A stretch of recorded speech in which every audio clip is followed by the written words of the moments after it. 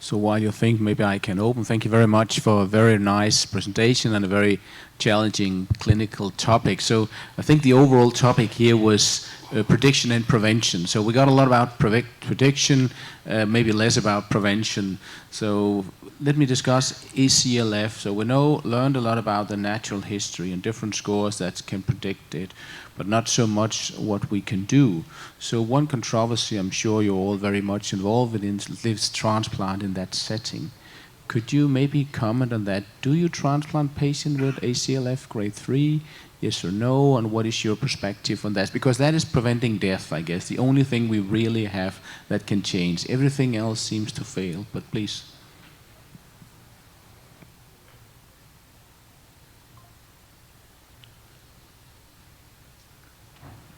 Okay, maybe here. So in Toronto, we don't offer transplant to ACLF3 patients if they are intubated in ICU and if they are on 2 or more pressors. Otherwise, we do consider liver transplant for them. And we also offer even living donor liver transplantation to the ACLF patient in Toronto.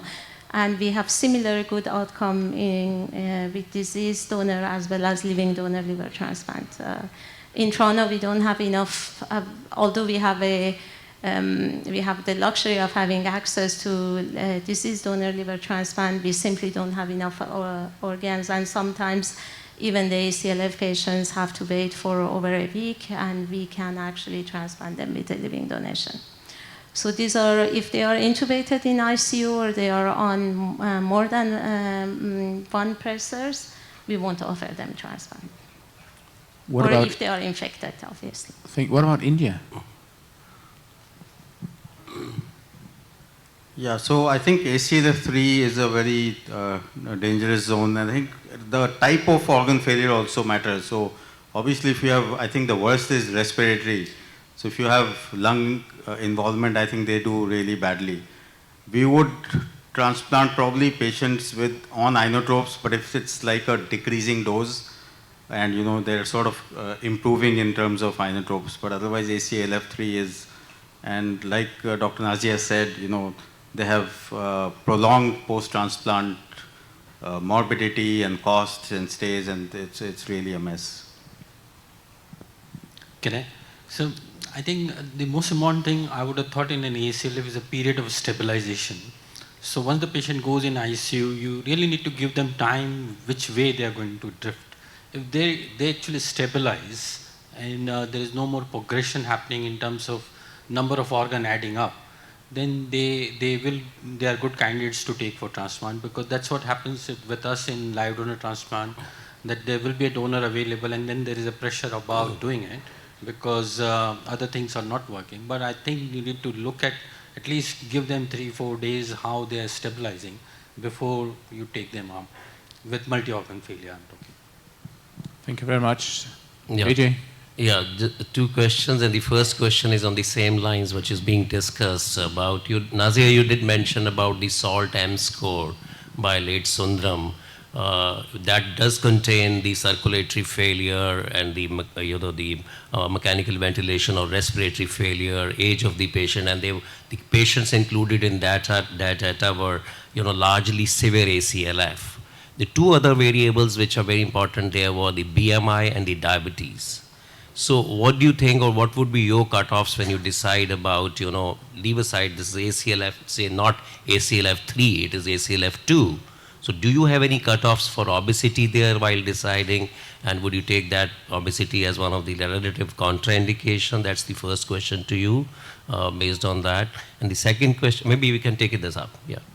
Okay, I'll answer the obesity. So we do definitively look at sarcopenia, and definitively we do have a cutoff of BMI. We don't offer transplant to patients which have a BMI above 40. Any BMI above that, unless really that a BMI of 42 or 43, but they are full of ascites, and clearly a big part of the BMI is the volume overload. We do have a cutoff for BMI. Thank you. Maybe the next question, maybe Dr. Pamecha, to you is, there's some heterogeneity, if you can clarify on that, about the definition of post-apopectomy liver failure. People would use, different kind of definitions, taking into account bilirubin, prothrombin time, and various others. And various groups have given various different definitions, number one. And similarly, there's lack of consensus on, how to kind of work up these patients or assess these patients for all the parameters which you said, maybe patient-related or liver-related or surgery-related, preoperatively, so as to decide, for example, on FLR, how to decide and how to assess the FLR, which, and finally, is there a lack of consensus there, and what would be your advice on assessing all that? Yeah, so the definition has evolved. Previously, there was 50-50 criteria.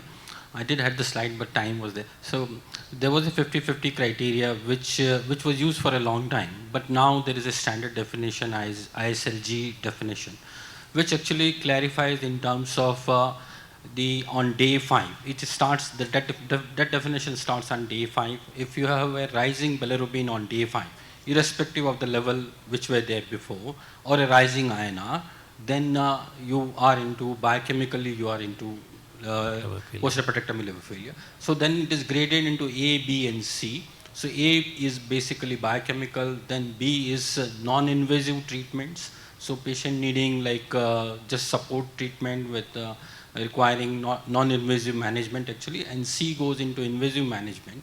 So if a patient who supposing got re-intubated or got back to ICU and got lines done and needed drainage of ascites and all those or organ support, then they will go into C actually.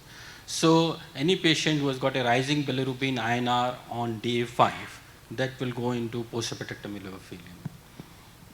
Then the second question actually, that in terms of, you need to evaluate FLR carefully. So both quantity and quality is important. It's not just about the volume of liver, and you don't just need to look at percentage of liver which is going to be left behind.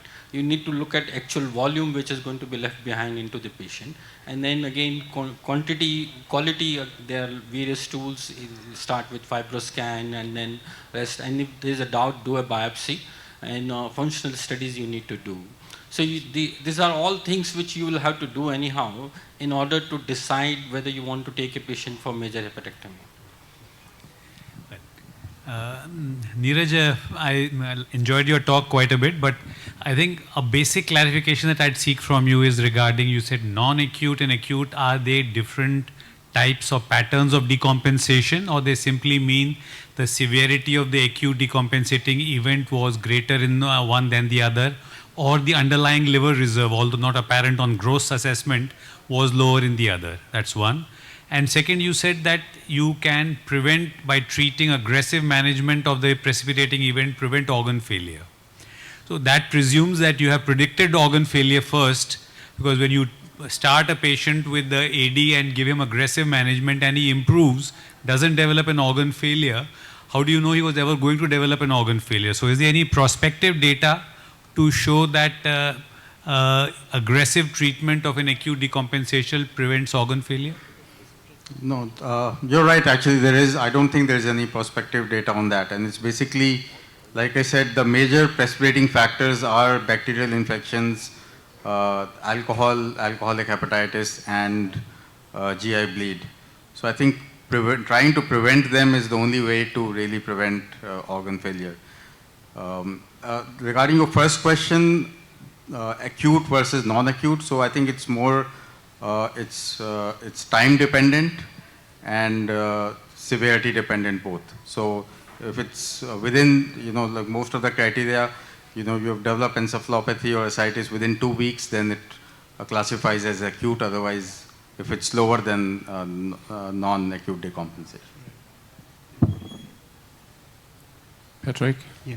Now, just a little caution here about using scores. I think for ACLF3, it's really art much more than science. I rely most on what I call the surgeon's eyeball test. You look at the patient, you look at multiple things which don't come up in scores. There's a huge problem, the scores that have been developed. Remember, they've been developed only among patients who are selected for transplant. So once you develop it in that group, you cannot apply it to those who are not in that group, so use it for the future. So they only retrospectively. The second, the score of 0.7 as an area under the curve, is what's called discrimination. It will tell you if you take 100 patients, those with the highest score are more likely to die than those with the lowest score. But they're not calibration. Calibration is applied to the individual patients.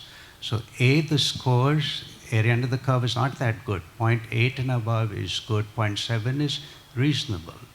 I don't think that's good enough to select patients. To me, it's looking at the patient and asking the surgeon if they're comfortable. And when you look at them, you can have some numbers, but this patient should not be transplanted. So to me, it's still very much an art and not science in selecting these very sick patients. I fully agree with you. And in fact, we don't use the SALT score. And we heavily rely on how the patients look like and how they stabilize after a few days in our ICU rather than utilizing the score. But that's for now the only score that is available in the literature, at least for the post-transplant. And fully agree with all the point that you mentioned. Before we go to the next questions, I just want to follow up on this because I think that's clinically super important that we don't do it. But when do you then have criteria for futility? Of course, we all want to do something, but there's also a time where we should basically leave the patients alone. So can you elaborate a little bit on that, how you do that? I know it's difficult and probably we go down the art road, but let's hear your opinion there. Sure. So generally, our approach is we look at the patient at their age, at their sarcopenia level, and is this the first manifestation? And as I mentioned, are they on multiple pressors? If they are only on one pressor because they need it for dialysis, because they are on renal failure, that's a different ballgame. But if they have more than one pressors or the pressor requirement goes up, then we definitely, if they are ventilated, we definitively would not proceed. So these are what we considered, but certainly age and age limit. Do you have a certain age limit? Because I think aging is also not so simple. That people that are. Yeah, I agree. Now you're challenging me. So although we don't have an age cutoff, again, in our program, and we easily transplant a patient above the age of 74 when they are coming from home for cancer or even for decompensated cirrhosis that are not too sarcopenic, we would not consider someone above the age of 70 ACLF in ICU for transplant. Maybe a short also from the Indian perspective. I think it's very interesting to see the different global perspective. Then I think we have one final question we also want to make. I think the biggest factor which makes transplant futile in these patients is sepsis. Most of the times when we're talking of all these organ failures, and unless you really transplant them, like Dr. Nazia said, within 7 days and most guidelines, which is very difficult actually, especially in living donor liver transplant. By the time you convince the patient he needs a transplant, they don't have donors. If they find a donor, the donor has MASLD. So most of the times when you have 2 or 3 organ failures, patients become infected. That's our experience. So sepsis is the biggest detriment to liver transplant in ACLF, I think. Thank you very much. So there was one final question. We have 1 minute and 22 seconds. Yeah. Quick question, quick answer. I think Dr. Jas Bajaj is going to perhaps answer that. You see a lot of regional disparities in infections all across the world, and India is very common to have such a lot of infections. So patients with cirrhosis have infections, and do you consider them as a precipitant, a decompensating event, or a complication? Dr. Neeraj. I think it's probably both. So I mean, all studies do count them as precipitating events, and which leads to further decompensation. So yes, probably precipitant, but it's in a way a complication too. Yeah, I think it's both, but as a decompensating event, when we take, because patients with bacterial infection without any other hepatic decompensation doesn't have a higher mortality compared to with decompensation. There is a study in J. So I think Dr. Bajaj is also going to help us in understanding this further. And thank you so much for the great talk. Thank you so much. Thank you for the last, but I think still it comes back to another very important global work that is actually joining the definition of ACLF, because they are not allowed, and it's not like all have infections in the precipitating event. But now we have used the time, and I think we close this session and open for the next one, and thank you very much.